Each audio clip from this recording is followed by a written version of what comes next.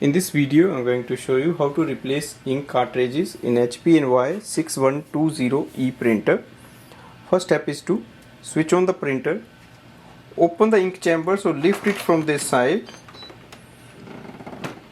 and go to the chamber on that side.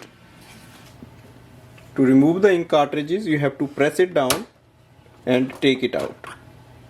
Same with the color ink cartridge, pressing down and take it out. Now take the new ink cartridges out of the plastic packaging and remove the orange seal. Place them one by one, so black goes here.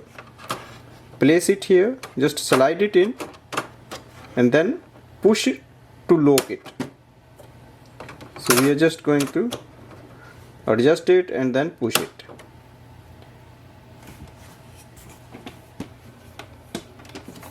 Hold the door and push it down and close it. Go to the printer display panel and just wait for the confirmation.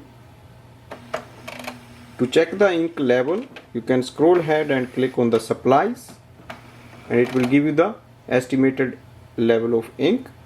So this way we can replace the ink cartridges in this printer. Thanks for watching.